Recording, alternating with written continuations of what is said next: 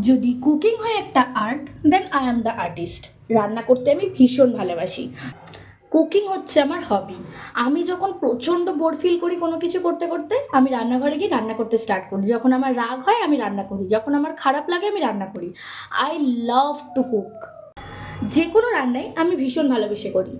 সেটা বাড়ির তরি তরকারি ডাল ভাতই হোক না কেন, বা গেস্ট আসলে স্পেশাল কিছু রান্নাবান্নাই হোক, বা নিজেদের স্পেশাল কিছু খেতে ইচ্ছা করলে সেটাই হোক না কেন, স্টার্টার থেকে ডেজার্ট সমস্তটাই নিজের মতো করে শিখেছি আমি। কারণ বললাম যে আই লাভ টু কুক।